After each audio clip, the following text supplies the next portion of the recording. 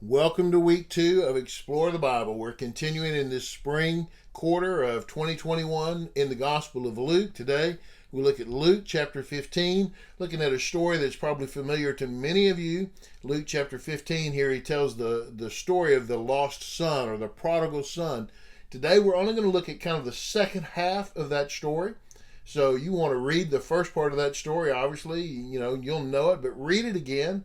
Go back and read it again, just because sometimes we think we know the story, but there are things in there that we haven't really picked up on, or noticed before, or maybe we've forgotten. So read the first half again then as we get into here the second half of that story about the prodigal son. And we pick up as the son is now coming home to see his father, ready to confess, ready to admit his wrong, and making the request to just be a servant in the father's household. So he got up and he went to his father. But while the son was still a long way off, his father saw him and was filled with compassion. He ran, threw his arms around his neck, and kissed him. The son said to him, "Father, I have sinned against heaven and in your sight. I am no longer worthy to be called your son." Okay, so he gets up and he is going back to see his father, but the father, he says, he's still a long way off, and the father saw him. You get the sense of the father sitting on the front porch, looking down the road, just waiting one day, praying one day he'll see his son come home. And then he sees the son down the road, and he gets up and he runs. I'm just going to tell you, I think about Benny Hester and When God Ran. What a great song. And we'll put a link in the description below so you can listen to that song. What a beautiful song about the prodigal son story. But anyway, the father saw him as filled with compassion. That's an important word, and we saw that last week as we looked at Luke chapter 10. He ran and threw his arms around his neck, and he kissed him.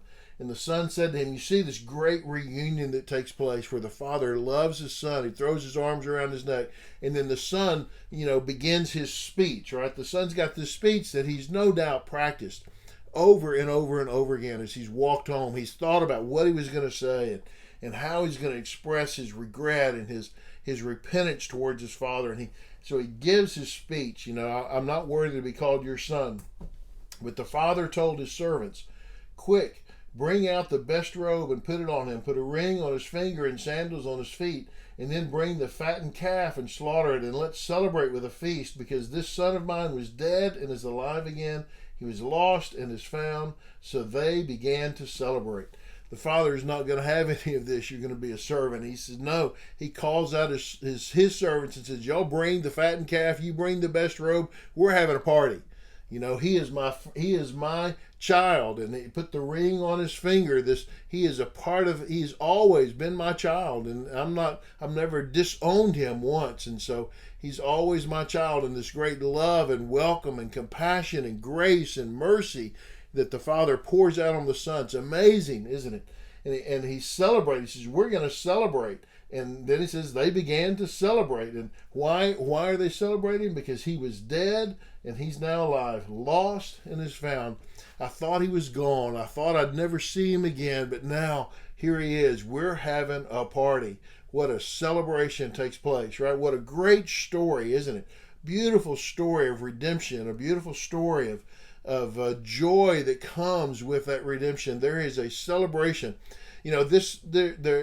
There's great reason here for us to think about Jesus as Jesus tells this story, which is a fictional account, right? As he tells this story, the point is the celebration that takes place when that which is lost is found. He had the story of the lost sheep, the story of the lost coin, the celebration that took place, the story of the lost son. Great celebration. What a party takes place. How exciting it is. And that should be the case all the time whenever we see someone get saved, whenever we see someone come back from death to life, when we see someone who is lost be found. There ought to be a great celebration. We ought to, hooping and hollering and clapping or whatever, that ought to happen when we see somebody get saved. It's a big deal. It's a great thing, a celebration. And wouldn't it be something if the story just stopped right there? But we know it doesn't, right? We know there's more to this story. So let's see what comes next. It says, now the older son, because there were two sons, right? The older son was in the field. And as he came near the house, he heard music and dancing. So the older son was in the field, which means he was working, right? where he's always been working. So he summoned one of the servants, and he questioned what these things meant. Your brother is here, he told him, and your father has slaughtered the fattened calf because he has him back safe and sound. Okay, so the son's coming in. He hears this party going on. He comes, he finds somebody. Hey, what's going on? And the servant tells him, your brother's home. Your brother. Your father's having a party. We're having a party because he's got him back. Now at this point, the story could end and we would go, oh, well, that's good. Now the brother gets to come home, and see his younger brother came home.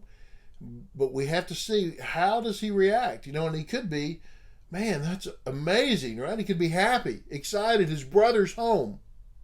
But we see that there are some things that have been festering in the heart of the older brother all along that have been hidden away, pushed down, and now here they come rising to the top. Then he became angry, and he didn't want to go in. So his father came out and pleaded with him. But he replied to his father, look, I've been slaving, right? He's the son, but I've been slaving many years for you. I've never disobeyed your orders. Oh, really? I doubt that. And yet you never gave me a goat so that I could celebrate with my friends. I doubt that too. But when this son of yours, you hear that? This son of yours came, who has devoured your assets with prostitutes, you slaughtered the fattened calf for him. You hear the bitterness and the anger. And I'll tell you what, this is not because the son came home. This is because he was really upset that the son ever left. And he got to have a party, and here I have been slaving, and my dad's made me work the whole time, and he's been mad at his father all along, and mad at his little brother that left and made him have all this other work he had to do. He's been mad for a long time. We're just seeing it now. He's hidden it away. He says, I've been slaving for you. He didn't even want to go in. You find it interesting, right? He didn't want to go in, so the father came out to him too. Just like the father ran to the younger son, the father ran to the older son too. And he begged him to come in. He pleaded with him, right? And this guy says, no. I've been here working and you haven't given me anything. Now he's enjoyed the benefits of being in the home, warm, fed, clothed, right? He's been the son the whole time. He has not appreciated the blessings, has he? He has not appreciated and been grateful for all that he has given, that he has now taken for granted. And now he feels like he's actually been slighted in the whole thing. Right? He's gotten less. Son, he said to him, he still calls him son. You're always with me, and everything I have is yours. We had to celebrate and rejoice because this brother of yours was dead and is alive again. He was lost and is found. We're going to have a party because he was dead and is alive. He was lost and he's found. You have all this. What is this? I never even got a pig. What is that? I never got a little calf. I never got any party at all. I couldn't invite my friends over for anything. What are you talking about? All this is yours. It's all yours. Right? He gave the younger son his inheritance, which means that everything left was going to be the older son's. It's all his. And his bitterness and his anger just overwhelmed him, right? But look, I want you to see. We've called this the story of the prodigal son, or now the story of the lost son, but the reality is it's kind of the story of the lost sons and the prodigal sons, because they're both out of where they need to be. And the father goes out to both of them. You see, if you're the one that went out and you really despised God and you walked away from him and you didn't care for him at all, you've got a great story to tell when you come back, right? And a great appreciation for the grace of God because you needed it so much. You could see it so clearly. Everybody can see how clearly you needed it. But if you've been the one who's always hung around, sometimes you forget that you too need the grace of God. And other people may not realize it, may not see it, because it appears that you've been such a good person all along. But listen, you also are lost and need to be saved. You also are dead and need to be brought back to life. No matter where we are, no matter how we get there, whether we walked way away and we rebelled, or we just walked right along beside, we stayed near, we're still lost. And we still need God's salvation. We still deserve or need His grace. We deserve punishment and need grace.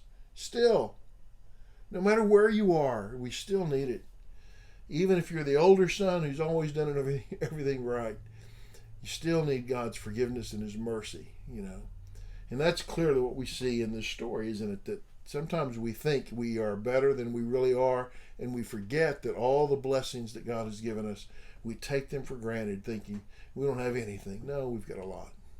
Hey, I hope this helps as you study and prepare to teach or lead, whatever you're doing. God bless you. Thanks for watching. I hope it's helped. I really appreciate your watching. Subscribe to our channel. Follow us on all of our social media stuff, but join in with our group as we continue to grow this channel and continue to see people studying God's Word. Thanks. We'll see you next time.